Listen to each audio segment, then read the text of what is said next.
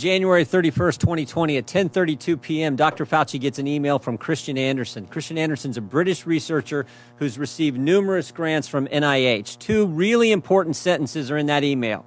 Two sentences that get Dr. Fauci's attention. The first is this: the unusual features of the virus make up a really small part of the genome. So one has to look really closely at all the sequences to see that some of the features look engineered. Again, this is January 31st, 2020. Second sentence: Eddie, Bob, Mike, and myself all find the genome inconsistent with expectations from evolutionary theory. Email arrives 10:32 to Dr. Fauci on January 31st, 2020. 2 hours later at 12:29 in the morning, Dr. Fauci sends an email to his top deputy, Mr. Hugh Auchincloss. Guy's worked for Fauci for 15 years, part of his inner circle. Sends it, subject line says important in all capital letters. He attaches a paper on gain-of-function research written by Dr. Barrick and Dr. Shi. Dr. Shi, of course, is the so-called Bat Lady, Batwoman, the lady who does research in the Wuhan, China lab. This email, Dr. Fauci says, again, to his top deputy, it is essential that we speak this AM. Keep your cell phone on, read this paper. You will have tasks to do today that must be done. Notice the intensity. Notice the focus. I mean, this is the house is on fire email here. Now, 2 hours after that, at 2:48 in the morning, Dr. Fauci's busy this morning. 12:29, that email he sent to Dr. Auchincloss, his top deputy. 2 hours later at 2:48 in the morning, he sends another email, this one to Robert Kadlec, Assistant HHS Secretary, Trump appointee, not part of his inner circle, and he attaches a different article to this email, one that says the virus came from an animal, that downplays any lab leak theory. Now, again, notice the tone of this one. Bob, this just came out today. Gives a balanced view. Best, Tony. I mean, totally different from the previous. This is one like, oh, if you get a chance, read this, gives a balanced view. So the tone is different, but also that sentence, gives a balanced view, it's not true either. That's just not accurate. This article downplays, as I said, the lab leak theory, emphasizes evolutionary cause to the virus. What happens next? What happens next? Later that same morning at 11:47 a.m., Dr. Fauci's deputy gets back to him. I just want to read you this whole email.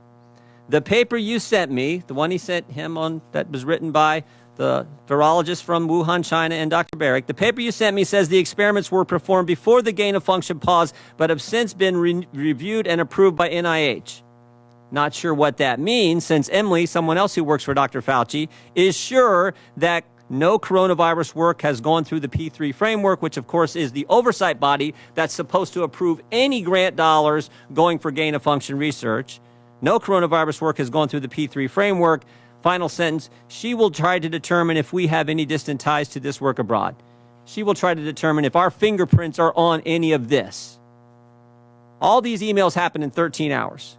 So 13 hours after Dr. Fauci gets the initial email from Christian Anderson saying, looks like this virus is engineered, not consistent with evolutionary theory, Dr. Fauci knows some important facts. First, Dr. Fauci knows there's a lethal virus on the loose that started in Wuhan, China. Second, he knows the American taxpayers have funded gain-of-function research in Wuhan, China. Third, he knows that the research grant didn't go through the required oversight board. Fourth, he knows the virus, quote, looks engineered and, quote, not consistent with evolutionary theory. And finally, fifth, Dr. Fauci knows he may have ties to this work in China. His fingerprints, in fact, may be on this. So what does Dr. Fauci do next? After he says, oh, whatever, what does he do next? He organizes a conference call for later that same day. I mean, this is the busiest 24 hours I think I've ever. He organizes a conference call, 12 people on the call. Dr. Fauci and 11 virologists from around the world. Virologists who've gotten millions of American tax dollars over the past several years. Now look at this list. Here's the list of people. There's only 2 Americans on the list, Tony Fauci and one other. Most of them are from around the world, as I said. I think the first thing you notice is who's not on the call. Who's not on the list? Is Dr. Kadlec on the list? The guy he sent the email to at 3 in the morning? Is Dr. Redfield the head of CDC? Dr. Girard, who's with us today, Assistant Secretary at HHS at the time. Dr. Birx, the lady who's soon to be COVID response coordinator. In fact, there's no one from the government on the call except Tony Fauci. Tony Fauci and 11 other individuals who got a bunch of American tax dollars over the years. What happened on the conference call? The short answer is we don't know. We don't know what they talked about. I mean, I think we got a good idea. We don't know for sure, but we do know what happened 4 days later. 4 days later, February 4th, 2020, Christian Anderson, the guy who started it all, who said the virus looks engineered, Christian Anderson said this 4 days later. The crackpot theories going around at the moment relate to this virus being somehow engineered. That is demonstrably false, close quote. What? In 4 days, this guy went from this looks engineered to now that's demonstrably false. 4 days, he went from this isn't consistent with evolutionary theory. Now we know it's totally evolutionary. But it gets even better. It gets even better. Mr. Anderson and 3 of the other people on this call write an article a few weeks later that says COVID is not a laboratory construct. And while they're writing that article, there's an email from March 6 where Mr. Anderson offers to let Dr. Fauci edit the article before it's published. And here's the kicker. Here's the kicker. When the article is published, Dr. Fauci cites it at a White House press conference when he is asked by a reporter about the origin of the virus. Cites the very article he put in motion on the conference call, and he was allowed to edit. At the White House, where he's supposed to be giving the American people the truth, he references an article that he manufactured. Now, maybe I'm wrong about all this. Maybe it didn't work out this way. I think I'm right.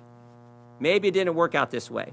But it would have been nice, Mr. Chairman, if Dr. Fauci would come today and answer our questions. He could have come here and defended himself, but he didn't have the courage to do it. And you know who else who wouldn't come?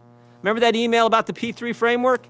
We invited Dr. Hassel to come too. He's the individual who chairs that oversight board. We invited him to come today too, and he wouldn't come.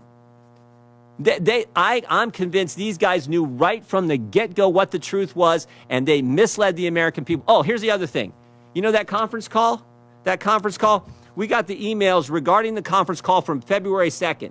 All these guys were emailing back and forth. They were on that conference call. Here's what we got on the FOIA request.